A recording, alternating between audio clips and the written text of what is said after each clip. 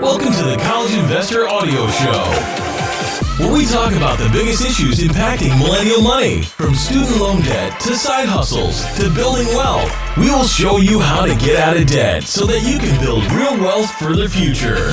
So excited you're here today. What a cool show. All right, so we're taking a look at the 4 main buckets of assets and how to think about your money. Welcome. So first of all, maybe you're new to this and you're thinking, what is an asset? Again, can you please, give me a definition? So it's a resource with economic value that someone controls with the expectation that it will provide future value. When most people think about assets, they think about stocks, large cap, small cap, international, or maybe they think about the mix of stocks and bonds. Have you heard of the 60-40 portfolio? But the problem with this approach is that stocks and bonds are just paper assets. That's one type or bucket of assets. But it's not the only bucket of assets. And if you want to really understand your money, you need to look at all the buckets of assets you might have, and you need to create a balanced approach across them all. Let's dive in and understand what the main buckets of assets are and how you can use this to think about your money. So, the 4 main buckets of assets: you, paper assets, real assets, or business assets. Those are the 4. Let's first talk about you for a second. You are typically your biggest asset, at least for the first 25 to 50% of your life. You earn money, typically by working, which can provide for you and your family. And then we talk about paper assets. So these are stocks, bonds, options, crypto, or anything else that you don't physically own, but they represent a value of some type. This is a big bucket for a lot of people. Think 401k, because that typically holds your paper assets. Now we talk about real assets. These are physical assets like real estate. There are a variety of real estate assets, but these can both provide physical ownership and also cash flow. And then business assets. So this is a business that you own. It can be combined with you, but typically this asset bucket focuses on both the value and cash flow that a business provides outside of a salary. Now that we have a basic understanding of each of these, let's dive in just a little bit more on each of them and see how they impact your money. First up, you, which is typically the first asset. You are typically your very first and most important asset. I say typically because there are a few people that might have inherited money or maybe have a trust fund. Yeah, but for most of us, that's just not the case. So when I say you, I'm referring to your personal ability to earn money. This means going to a job and earning a paycheck, or side hustling and earning some income. This income stream involves you doing something with your time, and in exchange, you just earn some money. You can grow the amount of money you earn by increasing your skills or value. For example, this could mean specializing in a trade or going to college to get a degree. By improving yourself, you have the potential to earn more value for your time.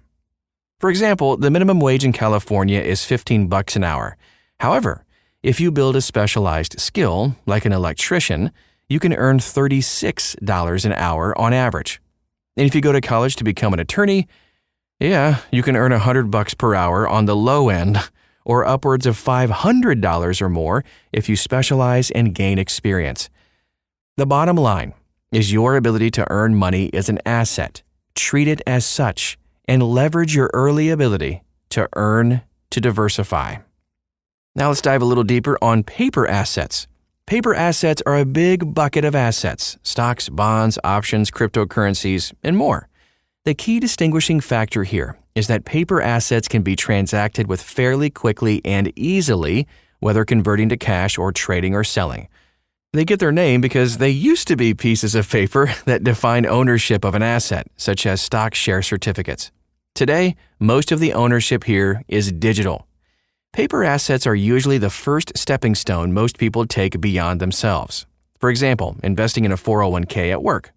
This is ownership in stocks, a paper asset. Now we dive deeper into real assets. Real assets are a contrast to paper assets in that they are ownership of tangible or physical things. Typically, we're talking about real estate here.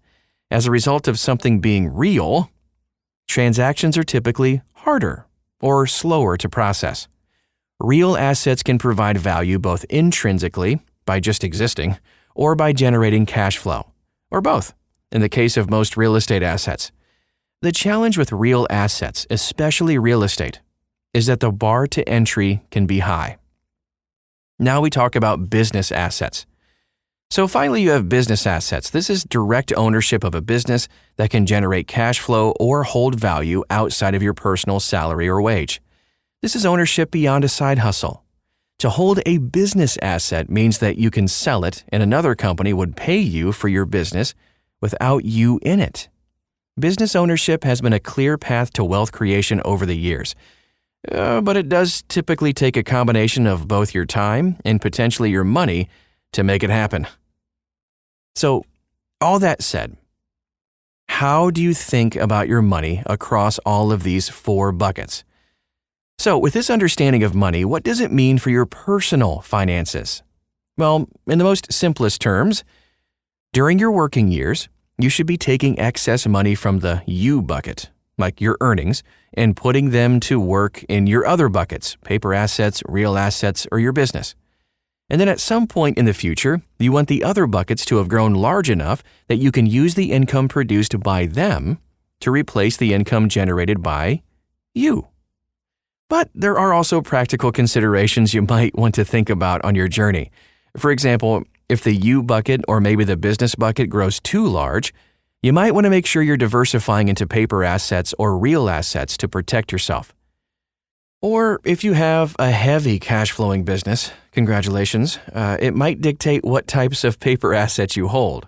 For example, you might want to keep a more conservative paper portfolio to offset a highly risky or volatile business. And here are some final thoughts to wrap things up today. This concept might seem pretty common sense, I know, but it's important to visualize and strategize around it. While your plan might be to work until retirement by simply using the you bucket, your plan could be derailed by something outside of your control. Think COVID? Anyone? Also, when you think about diversification, it doesn't just mean within a bucket. So for example, within paper assets. It also means diversifying across all the buckets. And that is our show for today. If you want tons of ideas on how to maintain and properly grow these 4 main buckets of assets, please check out thecollegeinvestor.com. It's got everything for you, with all of these 4 buckets as the main idea. Also, follow us on social media. We're everywhere. We'd love to get to know you and help you to grow and maintain and thrive with all 4 of these buckets. Thanks again for stopping by today and listening, and we'll talk to you again real soon.